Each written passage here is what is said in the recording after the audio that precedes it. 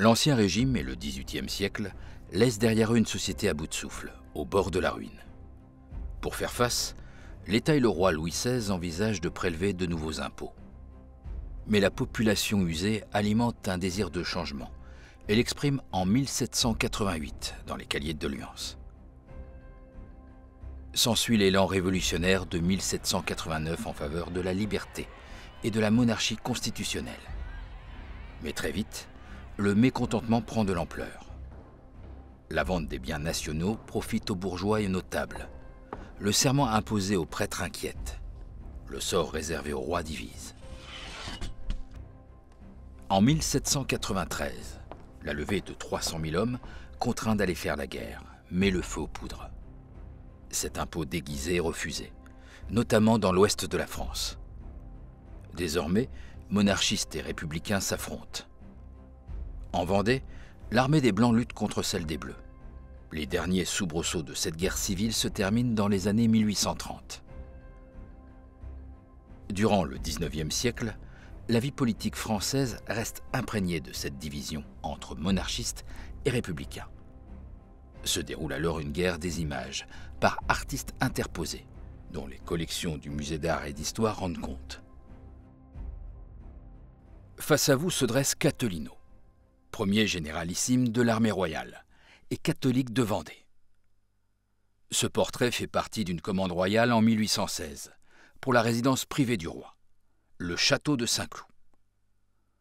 La représentation du saint de l'Anjou, comme des autres portraits autour de vous présents dans la salle, est le fruit de la politique prudente de Louis XVIII. Il rend hommage, mais ne présente pas les portraits dans un espace public. Chaque image est une fabrique de héros. Nous pouvons percevoir dans cet ensemble des caractéristiques communes. Échelle des personnages juste au-dessus de l'échelle humaine, ce qui donne une idée de grandeur.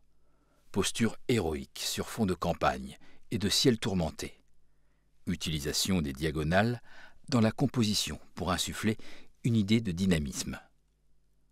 Les attributs de ces chefs royalistes permettent une identification immédiate. Écharpe blanche, Sacré-Cœur, armement. Le peuple en armes, hostile au gouvernement, est indigne d'être vu sur le tableau, ou alors de manière elliptique, avec le bout de leurs armes. Les combats sont suggérés par de la fumée.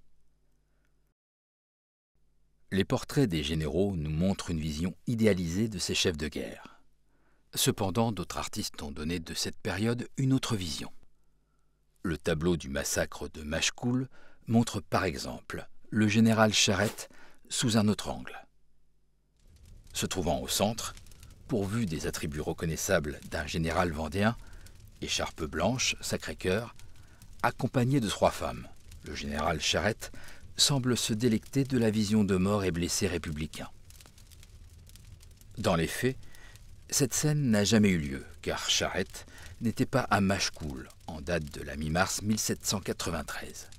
Et même s'il y a eu des morts et des blessés lors des affrontements, on ne peut pas parler de massacre. De même, les 3 femmes portent des tenues anachroniques et semblent davantage aller au bal ou en promenade que sur un champ de bataille. Autre détail, le château de Machecoul ne ressemble pas à un château fort et le village n'a jamais brûlé.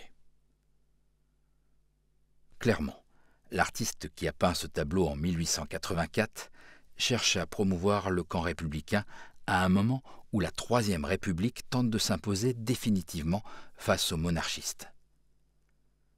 Pour parvenir à ses fins, il fait apparaître ses adversaires comme féroces, quitte à s'éloigner de la véracité historique.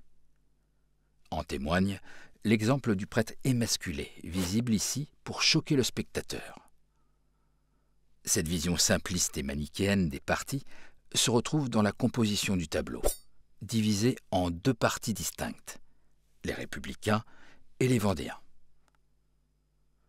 Politiquement engagé, ce tableau aux dimensions impressionnantes de 5 mètres de haut par 6,5 mètres de large fait également date pour sa manière d'utiliser de nouvelles techniques de peinture.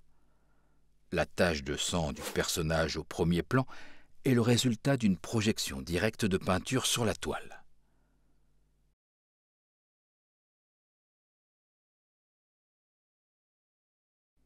Au milieu des années 1930, l'association Le Souvenir Vendéen, récemment créée afin d'entretenir la mémoire des combattants des guerres de Vendée, se fixe pour objectif d'ériger une statue dans l'espace public de la ville de Cholet.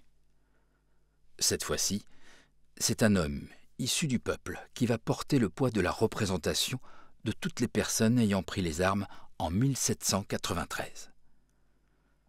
La statue de l'artiste Delsarte est achevée en 1937, mais n'obtient pas les autorisations préfectorales nécessaires pour être installée sur une place publique. Durant la Seconde Guerre mondiale, le gouvernement de Vichy se montre favorable à son retour en ville. Désormais bien visible, elle est la cible de groupes de résistants qui vont en 1944 la plastiquer.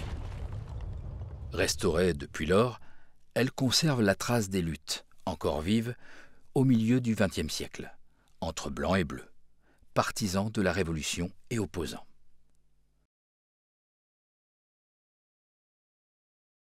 La mise en valeur posthume du général Bonchamp marque un tournant dans la guerre des images.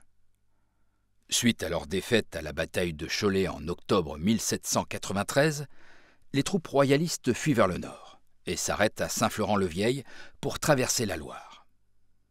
Se pose alors la question des prisonniers républicains. Bonchamp, mortellement blessé, gracie alors près de 5000 soldats républicains avant de mourir. C'est en 1824 que ses proches et ses amis financent un monument funéraire avec l'accord du roi Louis XVIII, qui cependant impose qu'il soit installé à l'intérieur de l'église de Saint-Florent-le-Vieil, et non sur le parvis situé dans l'espace public. Le musée conserve ici un surmoulage du tombeau, présenté encore aujourd'hui dans l'abbatiale de Saint-Florent-le-Vieil. Réalisé par David d'Angers, un tout jeune artiste qui bien plus tard fera état de ses idées républicaines, le monument présente un héros. Représentation à l'antique, drapé, musculature développée, mains légèrement disproportionnées, interpellant le spectateur, blessure visible mais minimisée. Ce chef-d'œuvre de la sculpture française du XIXe siècle s'est imposé comme le signe d'une réconciliation possible entre les deux camps. La guerre des images s'efface ici devant une soif de dépassement des conflits, comme l'affirma Aragon en 1956 après la visite à Saint-Florent. Saint-Florent avait été la blessure de la France, Bonchamp en fut la cicatrice.